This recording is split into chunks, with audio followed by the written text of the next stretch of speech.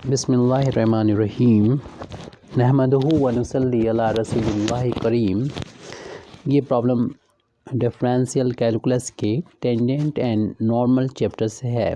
Find the parallel equation of the curve x square plus y square multiplied by c square is equal to x square plus y square. सबसे पहले तो हम ये given equation है वो लिख देंगे, the given equation of curve, जिसका हमें फाइंड करना है parallel equation. Given equation of curve का इक्वेशन हमको दे रखा है x square plus y square multiplied by c square is equal to x square y square. इसको हम इक्वेशन नंबर 1 दे देंगे।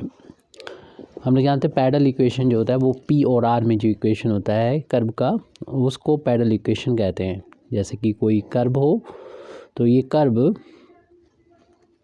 के किसी पॉइंट पर जो टेंजेंट होती है उस टेंजेंट का ऑरिजिन से जो परपेंडिकुलर हम ड्रॉ करते हैं वो डिस्टेंस p होती है। और यहाँ पर इस पॉइंट को अगर हम यानी कांटेक्ट पॉइंट को ज्वाइन करते हैं ऑरिजिन से या पोल से, तो ये डिस्टेंस अगर हम इसको इनिशियल लाइन माने एक्स एक्सिस को और ये लाइन इनिशियल लाइन माने और इस पॉइंट को पोल माने, तब ये पोलर कोऑर्डिनेट सिस्टम हो जाएगा। और ये डिस्टेंस OP जो है वो रेडियस वेक्टर R से डिनोट होगी। और P और R के बीच में जो रिलेशन यहाँ पर निकालेंगे, जैसे हम लोग जानते हैं कि एक्स और वाई के बीच में जो रिलेशन होता है वो तो आपका कार्टेशियन इक्वेशन ऑफ कर्व होता है। और पैरेलल इक्वेशन निकालना है तो P और R के बीच में इक्वेशन होता है, क्योंकि P का जो ताल्लुक है वो एक टेंजेंट से है। ये कर्व हमने लिया था उसका टेंजेंट, तो टेंजेंट के इक्वेशन की इसमें ज़रूरत होगी। तो सबसे पहले तो इस कर्व के टेंजेंट का इक्वेशन फाइंड करेंगे। और इस टेंजेंट के इक्वेशन में हमें ज़रूरत होती है, अगर हम कैलकुलस की फॉर्म से निकालेंगे तो हमें ज़रूरत होती है इसके डेरिवेटिव की, यानी dy/dx की। तो इसको डिफ्रेंशिएट करेंगे और इसके डिफ्रेंशिएट ऐसे भी कर सकते हैं, ऐसे सिंपल फार्म में बदलने के लिए। इसमें यहाँ पर 1 से इंटू मान लें, सी स्क्वायर को हम राइट हैंड साइड में ले जाएं और इन एक्स स्क्वायर वाई स्क्वायर से डिवाइड कर दें। तो x square plus y square upon में एक्स स्क्वायर वाई स्क्वायर, और राइट हैंड साइड में यहाँ पर चूँकि 1 का इंटू आना था अपान में हमने सी स्क्वायर कर दिया। आप ऐसे भी डिफ्रेंशिएशन करके dy/dx की वैल्यू फाइंड कर सकते हैं। हम थोड़ा इसे अलग फार्म में बदल देते हैं। इसको अलग अलग करें, यानी x square upon x square y square plus y square upon x square y square. Right hand side में 1 अपान सी स्क्वायर है, वाई स्क्वायर से वाई स्क्वायर पूरा पूरा कैंसिल, एक्स स्क्वायर से एक्स स्क्वायर कैंसिल। तो हमारे पास बचेगा 1 अपान x square, जिसको हमने पहले लिख दिया, और 1 अपान वाई स्क्वायर। किसी को भी पहले या बाद में लिख सकते हैं, कोई प्रॉब्लम नहीं। हमें तो dy/dx फाइंड करना है। आप इसको भी एक्स के रिस्पेक्ट में डिफ्रेंशिएट करके एक्स निकाल सकते हैं। अब यहाँ पर हम इसको जब ऊपर ले जाएंगे तो पावर -2 हो जाएगी, इसको न्यूमरेटर में ले जाएंगे y की पावर -2 हो जाएगी, राइट। और ये तो कांस्टेंट है। और हम जब डिफ्रेंशिएट करेंगे, क्योंकि हमें यहाँ पर टेंजेंट का इक्वेशन चाहिए है, differentiating with respect to x, तो उसका जब डिफ्रेंशिएशन करेंगे पावर -2 आगे आ जाएगी, और जितनी भी पावर है उसमें से एक माइनस हो जाएगा। अगेन इसका डिफ्रेंशिएशन करेंगे, -2 पावर आगे, और जितनी भी पावर होगी उसमें एक माइनस हो जाएगा। और y का x के रिस्पेक्ट में डिफ्रेंशिएशन जो होगा वो dy/dx हो जाएगा। राइट हैंड साइड में जो कांस्टेंट है, कांस्टेंट का डिफ्रेंशिएशन 0 होता है। तो इस तरीके से हमें मिला -2 x की पावर -3 हो जाएगा, और प्लस माइनस के इंटू -2 y की power -3 dy/dx right hand side में है 0। इस टर्म को अगर हम राइट हैंड साइड में ले जाएंगे तो वो प्लस हो जाएगा, और लेफ्ट हैंड साइड में अभी ये टर्म बचे हुए हैं, फर्स्ट टर्म, और मतलब एक टर्म है, इसको उधर ले जाएंगे, प्लस का 2x की पावर -3 हो जाएगा। आप इस 2 से 2 को कैंसिल भी कर सकते हैं, और -y के उसको डिवाइड में लगा दें तो dy/dx की वैल्यू हो जाएगी x की पावर -3 अपन y की पावर -3। माइनस को यहाँ पर लिख लीजिए, और इस पावर को प्लस करना है तो न्यूमरेटर में ले जाएं तो y की पावर 3 हो जाएगी प्लस, और इस पावर को अगर डिनोमिनेटर में ले जाएं तो प्लस हो जाएगी x की पावर 3, और ये वाला माइनस पहले से यहाँ पर लगा हुआ है। इस तरीके से dy/dx की वैल्यू हमको मिल गई है। अब हम यहाँ पर इक्वेशन फाइंड कर सकते हैं टेंजेंट की। तो टेंजेंट की इक्वेशन का पहले हम फार्मूला लिखेंगे, उसके बाद यहाँ पर इक्वेशन ऑफ टेंजेंट लिख देंगे। The equation the equation to the tangent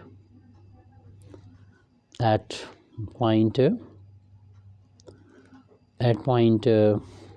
x, y पर टू कर्व 1, यानी कर्व 1 से डिनोट, इक्वेशन 1 से डिनोट जो कर्व है उसकी अगर हम टेंजेंट की इक्वेशन x, y पॉइंट पर निकालें तो यहाँ पर capital Y minus small y is equal to dy/dx और कैपिटल X माइनस स्मॉल, यहाँ पर स्मॉल x जो है वो डिनोट कर रहा है स्मॉल x और y इस एक पर्टिकुलर पॉइंट को, और कैपिटल X और कैपिटल Y जैसे कि इसके कोऑर्डिनेट सिस्टम है यहाँ पर, यानी इस जो टेंजेंट लाइन है इसके हर एक पॉइंट को डिनोट करने वाला एक जनरल पॉइंट है जो हर एक पॉइंट पे डिनोट कर सकता है जो लाइन फाइनाइट पॉइंट को, यानी कोऑर्डिनेट सिस्टम में जैसे हम लोग x y लिया करते थे उस तरीके से है ये। अब dy/dx की वैल्यू जो भी फाइंड की थी वो यहाँ पर पुट कर देंगे, तो capital Y minus small y is equal to, ये वैल्यू आई थी माइनस का y³ x³ और capital X minus small x, इस x³ का पूरी इक्वेशन में मल्टीप्लाई कर देंगे, यहाँ इंटू करेंगे तो x³ capital Y minus x³ is equal to, इसका इंटू करेंगे तो माइनस का y³ कैपिटल X और इसका इंटू इसमें करेंगे प्लस का x y³, और इसको हम राइट हैंड साइड में ले जाएंगे तो ये हो जाएगा प्लस का y³ कैपिटल X और प्लस x³ कैपिटल Y, और इन टर्म्स को अगर हम राइट हैंड साइड में ले जाएं तो ये प्लस का हो जाएगा x³ प्लस x y³। अगर यहाँ पर हम इन दोनों में से कॉमन ले लें एक्स वाई को तो इस टर्म में बचेगा हमें x² और यहाँ पर y², और ये y³ कैपिटल X प्लस का x³ कैपिटल Y। जैसे भी हम बात कर रहे थे जो P हमें टेंजेंट का इक्वेशन तो मिल गया, यानी एक लाइन का इक्वेशन मिल गया। अब ये ओरिजिन यानी ये पोल है 0,0, इसके कोऑर्डिनेट है, अगर हम कार्टेशियन कोऑर्डिनेट सिस्टम की बात करें तो ये स्मॉल p जो डिस्टेंस होती है ऑरिजिन से इस टेंजेंट जो लाइन है इस यहाँ तक की परपेंडिकुलर डिस्टेंस के बराबर होती है, और किसी पॉइंट से किसी लाइन की जो परपेंडिकुलर डिस्टेंस है उसे निकालने के लिए लाइन का जो इक्वेशन होता है उसको हम पहले लिख लेते हैं जनरल फार्म में, यानी ax + by + c = 0 की फार्म में। यहाँ पर c पॉजिटिव होना चाहिए, और फिर किसी पॉइंट जैसे कि जनरल पॉइंट हम x1, y1 कह दें, इस वाले पॉइंट से अगर इस पॉइंट से और इस लाइन तक की अगर डिस्टेंस पूछी जाए, तो माना ये पॉइंट है x1, y1 और लाइन ये है, तो ये डिस्टेंस होगी। अगर इसको भी हम p से डिनोट करें तो p की डिस्टेंस निकालने का फार्मूला होता है, यानी पहले तो आप पूरी लाइन में जहाँ पर भी x मिलेगा वहाँ पर x1 और जहाँ y मिलेगा वहाँ पर y1 रख देंगे अपान में, और पूरा c जैसे लिखा है वैसे ही पॉजिटिव c होना चाहिए। अपान में x का जो कोफिशिएंट है यहाँ पर लाइन में उसका स्क्वायर और y का कोफिशिएंट का स्क्वायर, ये फार्मूला है जो आप जानते होंगे अच्छी तरीके से, उसका यूज़ करते हुए हम डिस्टेंस निकाल लेंगे। तो इस पोर्शन को जो कि पॉजिटिव बना हुआ है हमारा यहाँ से, तो इस दोनों टर्म को हम अगर राइट में ले जाएंगे तो ये माइनस हो जाएंगे, तो जिसको हम राइट में ले जा रहे हैं लेकिन लिख इसको हम लेफ़्ट में ही लिखेंगे, क्योंकि लेफ़्ट में 0 बचा उसको हम राइट में लिख देंगे। तो ये वैल्यू हो जाएगी माइनस, ऐसे कर सकते हैं माइनस से मल्टीप्लाई कर दिया और टर्म को भी इधर ले गए तो हमें मिलेगा y³ capital X minus x³ capital Y, और ये प्लस का हो जाएगा इधर, तो x/x² plus y² right hand side में 0। ये लाइन का इक्वेशन आ गया जो कि अभी हमने दिखाया था, इस फार्म में है ये। कंपेयर करें तो यानी कंपेयर करें इससे ax plus by plus c = 0 की फार्म में है, और तो x का कोफिशिएंट यहाँ पर a³ ये है और y का कोफिशिएंट यहाँ पर -y³ ये है, c की वैल्यू ये है। तो ऑरिजिन से डिस्टेंस निकालना है हमको, p है, p की जो वैल्यू है वो ऑरिजिन से, तो इसको लिख देते हैं the length of the perpendicular जैसे फिगर बनाया था हमने, परपेंडिकुलर फ्रॉम 0, 0 टू लाइन इस जो लाइन है ये इक्वेशन नंबर हम 2 डाल देते हैं, तो लाइन 2 तक की परपेंडिकुलर डिस्टेंस। तो यहाँ पर जहाँ पर भी x मिलेगा कैपिटल X वहाँ पर 0 रखेंगे, तो y³ इंटू 0, हालांकि आप छोड़ दीजिए इसको क्योंकि ये तो 0 ही होगा, इस टर्म को ना लिखें, और प्लस c की जगह पर ये वो लिखा जाएगा, फार्मूला पीछे देख लीजिएगा, x/, और x² प्लस y² और अपान में होता है square root a² plus b²। हम इस फार्मूले की बात कर रहे हैं जो आपने देखा था यहाँ पर, square root a² plus b², जो कि a क्या है, जो हमारा कैपिटल X है उसका कोएफिशिएंट है, जो यहाँ से भी कंपेयर करके आप देख सकते हैं, जो यहाँ पर माइनस का y³ है इसका स्क्वायर और प्लस माइनस x³ का स्क्वायर, ये y को कोएफिशिएंट का स्क्वायर। ये टर्म तो 0 हो गए, इनको लिखेंगे नहीं हम, p हो जाएगा, ये लिखना है हमको xy और x² प्लस y², और ये स्क्वायर रूट है वो लगा देंगे, और माइनस का स्क्वायर प्लस हो जाएगा, y³ का स्क्वायर है ये, तो y की पावर 6 हो जाएगा और x की पावर 6 हो जाएगा।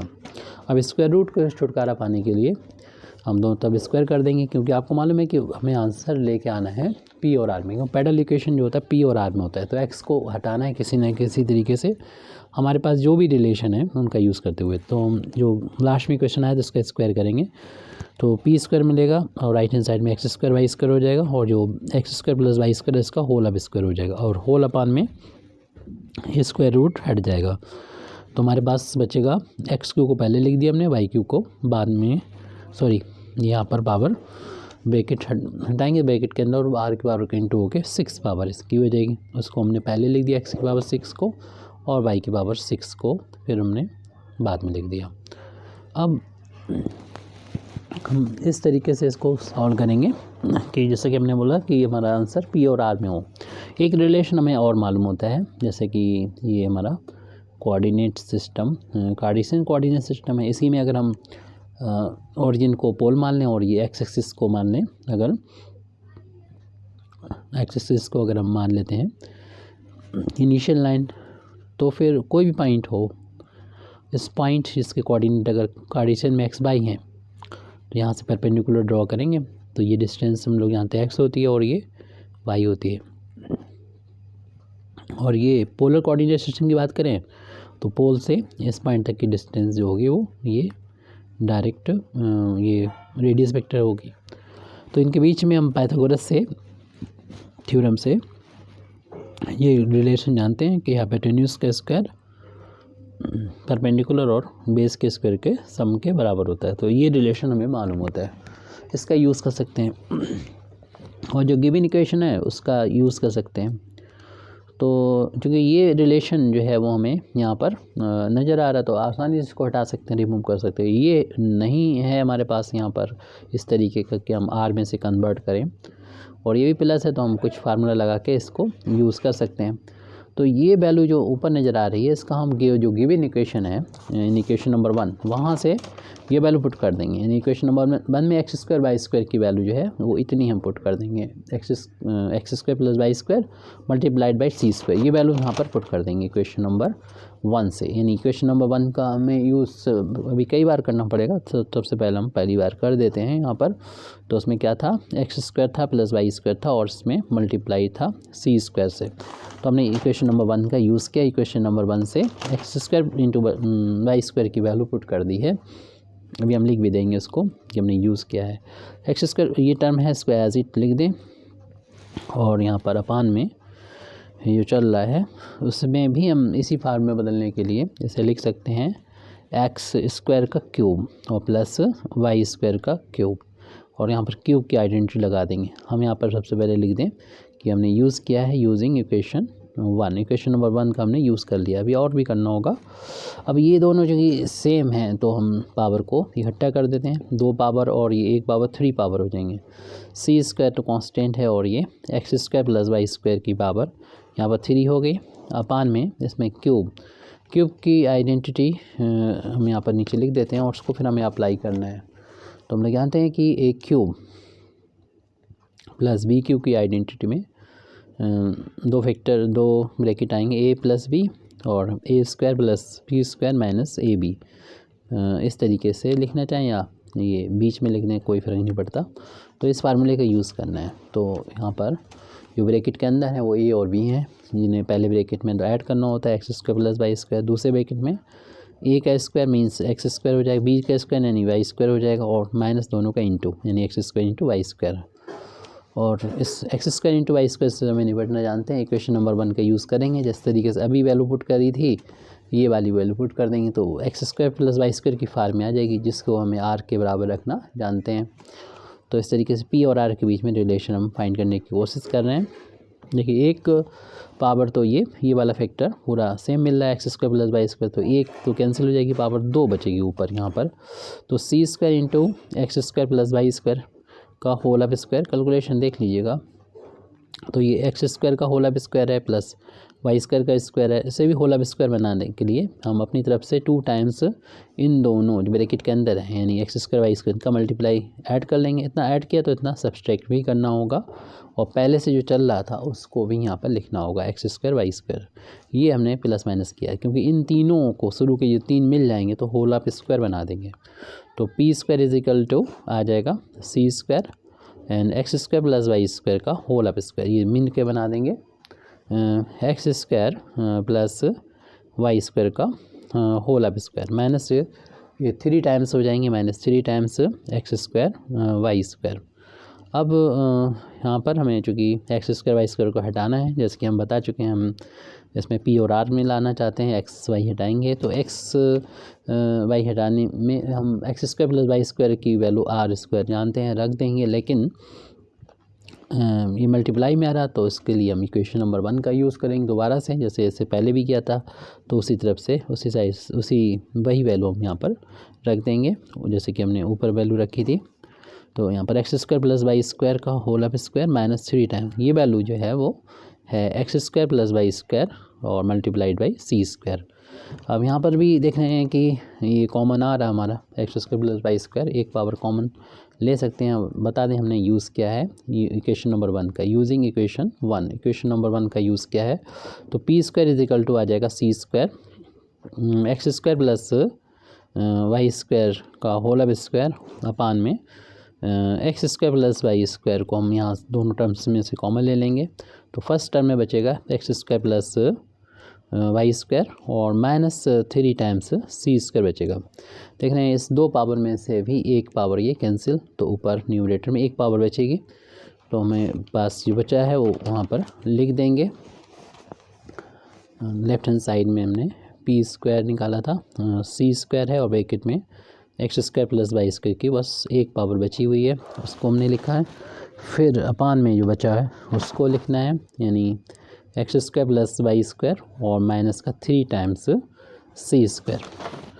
तो इस तरीके से अब हम आसानी से बदल सकते हैं, क्योंकि हम लोग जानते हैं well known relation x square plus y square equal to r square होता है। देयरफॉर हम कह सकते हैं p square is equal to आ जाएगा सी स्क्वायर और ये वैल्यू आर स्क्वायर के बराबर है, अपान की वैल्यू आर स्क्वायर के बराबर है, r square minus 3 c square. अब इसको जिस फार्म में भी लिखना चाहें बस हमारा आंसर आ चुका है। जो इक्वेशन पी और आर में होता है वो पैडल इक्वेशन होता है, जो गिवन कर्व का इक्वेशन था उसको हमने पैडल इक्वेशन में कन्वर्ट कर दिया है। आप चाहे इसमें मल्टीप्लाई कर लें इधर या और किसी फार्म में लिखना चाहें तो वो लिख सकते हैं, आंसर आ चुका है। Thank you very much indeed for listening me. वाखिर दावाना अल्हम्दुलिल्लाहि रब्बिल आलमीन।